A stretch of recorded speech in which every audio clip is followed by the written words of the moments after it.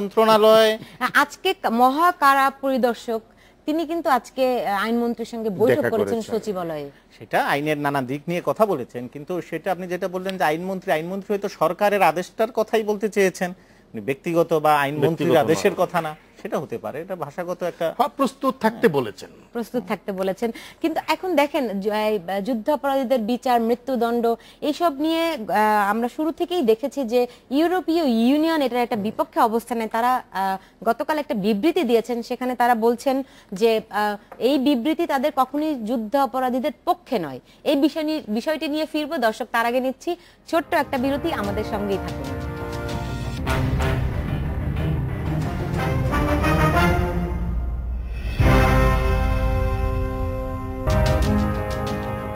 বিরতির পর ফিরে এলাম, দেখছেন বাংলাদেশ এখন। যে আমরা আলাপ করছিলাম কামারুজ্জামানের ফাঁসির রায় কার্যকর করা নিয়ে।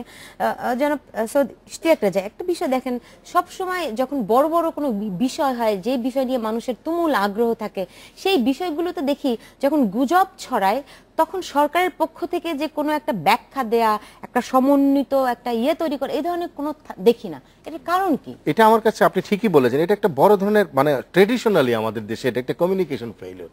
আপনি দেখেন কিছুদিন আগে যে বিদ্যুতের সমস্যাটা হলো, আমরা কিন্তু জনগণকে অন্ধকারে রাখলাম, কিছু বলতে পারলাম না, এখন পর্যন্ত ক্লিয়ার নয় যে কি কারণে ঘটলো। একইভাবে এই যে কামরুজ্জামানের ইস্যুতে নানা জনে নানা কথা বলছে, এমন সব ব্যক্তি বলছেন যারা সরকারের বিভিন্ন সর্বোচ্চ মানে পদাধিকার বলে তারা খুব পদে আসীন আছেন। এখন সেই সমস্ত ব্যক্তি যখন এক একজন এক এক রকমের ব্যাখ্যা দেন, ফলে যেটা হয় গুজব ডালপালা মেলে, জনগণ নানা ধরনের কথা বলে। আরেকটা সমস্যা হয় গণমাধ্যমের দিক থেকে, আমরা যারা গণমাধ্যম কর্মী আছে আমরা কিন্তু রিসিভিং এন্ডে বসে আছি, আমরা কিন্তু ওনারা যা বলছেন, আর এখন যেহেতু লাইভ বেশি হচ্ছে, সরাসরি সম্প্রচার হচ্ছে, জনগণ সরাসরি দেখতে পাচ্ছে, কোনো প্রশ্নের মানে স্কোপ থাকে না, ফলে যেটা হয় দ্রুততার সাথে গুজবটা আরও বেশি, সংশয়টা আরও বেশি ছড়িয়ে পড়ে।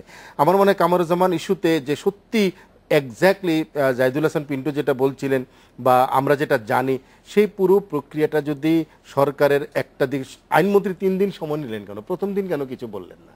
তিনি কিন্তু প্রথম দিনই পুরো প্রক্রিয়াটা যদি ব্যাখ্যা করে বলতেন তাহলে কিন্তু এত কনফিউশন থাকতো না। বিষয়টা কি তাদের কাছে আসলে স্পষ্ট না, নাকি অন্য কোনো বিষয় আছে? না, দেশের আইনমন্ত্রীর কাছে আসলে সরকারের কর্তা ব্যক্তি যারা আছেন, দেশের আইনমন্ত্রী কিংবা অ্যাটর্নি জেনারেল, তাদের কাছে যদি পরিষ্কার না হয় তবে আর কার কাছে পরিষ্কার? হ্যাঁ, সেটাই, নাকি স্পষ্ট না, নাকি তারা স্পষ্ট? এটা কিছুটা অস্পষ্টতা তাদের কাছে হতে পারে আমার মনে হয়, কারণ আইনটা নতুন, তারা যে কারণে এই পর্যন্ত 4-5 বার সংশোধন করতে হয়েছে।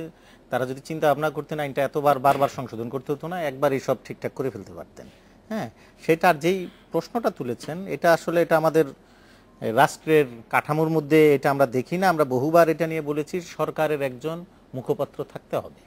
প্রতিটা ইস্যুতে সরকার যদি তার মুখপাত্র দিয়ে ব্রিফিং করান, ঘন্টায় ঘন্টায় আপডেট দিতে পারেন, 2 ঘন্টা 5 ঘন্টা 7 ঘন্টা পরে বা টাইমলি যদি আপডেট করে, তাহলে কিন্তু আপনার বারবার এই ব্যাখ্যা দেওয়ার বা আপনার এই গুজব ছড়ানো অথবা আপনার এই কনফিউশন তৈরির কোনো স্কোপ থাকে না। কোনো ইস্যুতে আমরা কোনো সরকারের কোনো ব্যাখ্যা পাওয়ার জন্য অনেক সময় রাতে বা 2-3 দিন পরে দেখি যে আমরা একটা হ্যান্ড আউট পাই। সরকারের যদি একজন নির্ধারিত একটা মুখপাত্র থাকতো, একজন বা একাধিক যে থাকেন, হ্যাঁ, যে প্রতিটি ঘটনা জনগণকে অবহিত করবেন, যেটা করতে চাইবেন না করবেন না, যেটা করতে চান বা 3 দিন পরে গিয়ে করেন, সেই জিনিসটা যদি আপনার ওয়ার্কআউট করে ঠিকঠাক মতো প্রতিদিন এই জিনিসটা, মিডিয়া তো এখন অ্যাভেলেবেল, ডাকলেই মিডিয়া পাওয়া যাচ্ছে। হ্যাঁ, মিডিয়া ডাক দেওয়ার আগেও বসে থাকে, ডাকার আগেই যাচ্ছে। তো সেই জায়গায় আপনার এই সুযোগটা সরকার নিতেই পারতো। তো এই জায়গাটা আমরা আগেও বলেছি, বিভিন্ন সময় বলেছি, কিন্তু এটা কেন যে ওয়ার্কআউট হচ্ছে না এটা আমি ঠিক বুঝতে পারি। এখন আরো বেশ কয়েকজন আসলে ফাঁসির দণ্ড এরই মধ্যে আছে, প্রক্রিয়ার মধ্যে আছে। তো আসলে এই ক্ষেত্রগুলিতে করণীয় কি আছে? সমন্বিত একটা ব্যাখ্যা, বিশ্লেষণ। এগুলো হলো যে এই যে কামরুজ্জামান ইস্যুতে কিন্তু আমাদের একটা লার্নিং প্রসেস গেল, যে আমরা শিখলাম যে এটা প্রবলেম ক্রিয়েট করে, সংশয় তৈরি করে। সুতরাং আগামীতে যে রায়গুলো চূড়ান্ত হবে সেই রায়গুলোর ব্যাপারে কিভাবে কার্যকরী হবে, প্রক্রিয়াটা কি হবে, আমার মনে হয় যে সরকারের দিক থেকে বিশেষ করে এই সমস্ত আইনি বিষয় যেগুলোতে সংশয় আরও বেশি তৈরি হয়, একজন যদি স্পোক্স পারসন থাকেন, মুখপাত্র থাকেন সেটা। এবং আপনি দেখেন আমাদের পাশের দেশ ভারত, পররাষ্ট্র মন্ত্রণালয় সংক্রান্ত যে কোনো ব্যাখ্যা একজন জয়েন্ট সেক্রেটারি আছেন সৈয়দ আকবরউদ্দিন, তিনি কিন্তু সবসময় এভেলেবল সাংবাদিকদের কাছে, যে কোনো সময় তিনি ব্যাখ্যা দিচ্ছেন। একইভাবে প্রতিদিন সচিবালয়ে সরকারের কর্মকাণ্ড নিয়ে একজন মুখপাত্র জয়েন্ট সেক্রেটারি ব্যাখ্যা করছেন। আমাদের কিন্তু এই প্রসেসটা আমরা দেখছি না, যে এই যে প্রাতিষ্ঠানিক একটা পদ্ধতি, সেই জায়গাটায় আমরা থাকছি না। এটা করার কোনো সুযোগ আছে? অবশ্যই আছে। সরকারের মধ্যে কোনো চিন্তা ভাবনার লক্ষণ দেখেন? না, সেটা তো দেখতে সেটা পাচ্ছি লক্ষণ না, দেখতে পাচ্ছি সেটা না। নাই তো, কিন্তু স্কোপ তো আছে। স্কোপ তো আছে। সেটা সরকার পিআইডি কে দিয়ে এই এটা ক্ষেত্রে করতে পারে। মনে করেন সরকার এই আমাদের একজন যুদ্ধাপরাধীদের প্রধান- বিচারের ক্ষেত্রে কি করার সুযোগ আছে? আপনাদের দিক থেকে কি পরামর্শ থাকতে পারে? না, এই ধরনের বিচারের ক্ষেত্রে আপনার তো ধরেন বিচার তো যেটা আবার হবে, জাজমেন্ট হয়ে না, যাওয়ার বিচার- পর অ্যাটর্নি জেনারেল অফিস আপনার এই দায়িত্বটা নিতে পারে যে এখন করণীয় কি, ডিটেইল জানাই দিতে পারে।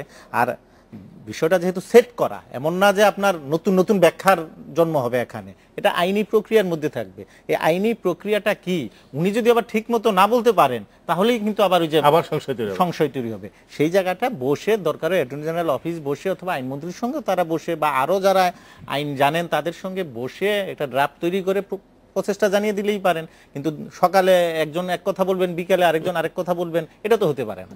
তো এই কারণে তো আপনার এই বিভ্রান্তির সুযোগ ঘটে, আর আপনার গুজবের সুযোগটা হয়।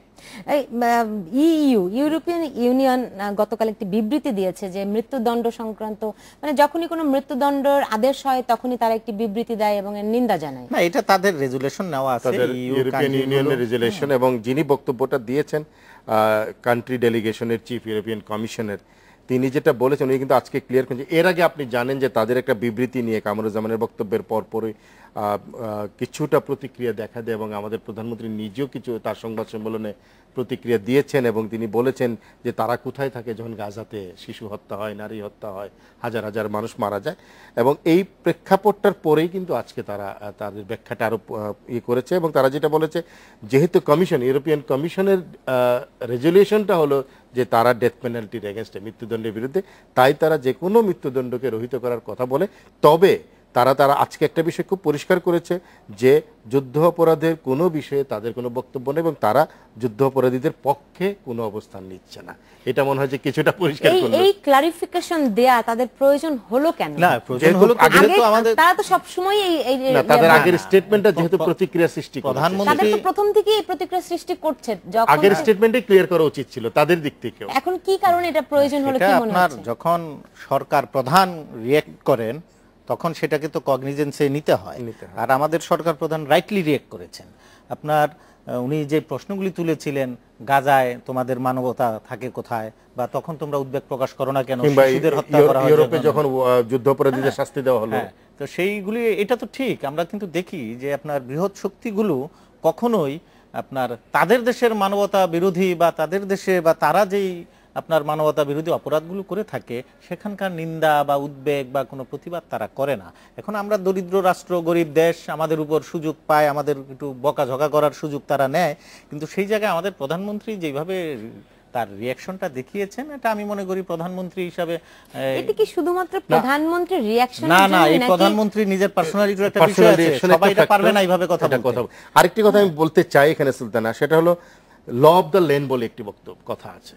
বাংলাদেশের আইনে মৃত্যুদণ্ড আছে, সুতরাং বাংলাদেশের আইনে মৃত্যুদণ্ড আছে বলে আমরা দিচ্ছি, মৃত্যুদণ্ড বেআইনি নয়, এটা ইউরোপিয়ান ইউনিয়নকে বুঝতে হবে। সেই ব্যাখ্যাটিও তারা আছে কিন্তু দিয়েছেন, এবং যে কারণে তারা বাধ্য হয়েছে এই ব্যাখ্যা দিতে। না, আমি যেটা বলছিলাম যে এটা কি শুধুমাত্র প্রধানমন্ত্রী যে প্রতিক্রিয়া দেখিয়েছেন সেই কারণেই এই বিবৃতিটি তারা দিলেন, নাকি সরকার প্রধানের নাকি এই যুদ্ধাপরাধীদের বিচার শুরু হওয়ার পর থেকে আন্তর্জাতিক মহলের যে চাপ ছিল, সেই চাপ কিন্তু এখন অনেকখানি আগের তুলনায় অনেক না, কম, আপনার নাকি তারই একটি ইউরোপিয়ান অংশ ইউনিয়ন তো বা আপনার যুদ্ধাপরাধীদের বিচারের বিপক্ষে কখনো তখনই ছিল না, এটা ঠিক। কিন্তু তারা স্বচ্ছতার আন্তর্জাতিক কথা অন্যান্য বলেছে। মহল, অন্যান্য ফোরামে যে এক ধরনের চাপ ছিল, তো এমনকি না, জামাতের একটা স্ট্রং লবিং ছিল, এটা সত্য কথা, যে আন্তর্জাতিক পর্যায়ে। এবং আমরা তো শুনি যে তারা বীর কাসেম আলী বিশেষ করে 182 কোটি টাকার একটা স্টোরিও আছে যে তারা খরচ করেছে। কিন্তু ইউরোপিয়ান ইউনিয়নের কথাটা আমি বলতে পারি, কারণ যে আমি ওয়াজ ফলোইং ইট, এবং ইউরোপিয়ান ইউনিয়ন কিন্তু কখনো যুদ্ধাপরাধের পক্ষে কোনো স্ট্যান্ড কখনো নেয়নি। তবে তাদের একটা রেজলিউশন আছে মৃত্যুদণ্ডের ব্যাপারে, সেটা তারা সবসময় জানিয়ে আসছে। না, সেটা সারা বিশ্বের এমন 100-র উপরে কান্ট্রি আছে যেখানে আপনার ওই মৃত্যুদণ্ড তারা অনুমোদন করে না। তো তারা যেখানে মৃত্যুদণ্ডের আদেশ আসে সেখানে তার সেটার বিপক্ষে সেখানে সাথে সাথে তারা স্টেটমেন্ট করে। করে সেটাই। এমনিতে কি মৃত্যুদণ্ড সারা পৃথিবীতে কিন্তু উঠে যাওয়ার একটা একটা ইয়ে আছে, তাই না? অনেক দেশেই উঠে যাচ্ছে। সেটা আপনার এক এক দেশের যার যার ল ল্যান্ড, যেটা আপনার মার্কিন যুক্তরাষ্ট্রের আপনার কিছু স্টেটে মৃত্যুদণ্ড আছে, কিছু স্টেটে মৃত্যুদণ্ড নাই, তার এইভাবেও চলতেছে একই দেশে, ফেডারেল সিস্টেম যেহেতু, ফেডারেল সিস্টেম। এটা এখন আমাদের দেশে এখন পর্যন্ত যেহেতু বহাল আছে, তা আমরা তো এটা আমাদের দেশে তো আইনে আছে। আইনে আছে। সেইটাই। এখন একটা বিরতিতে যাব, দর্শক নিচ্ছি ছোট্ট একটা বিরতি, আমাদের সঙ্গেই থাকুন, ফিরছি একটু পরেই।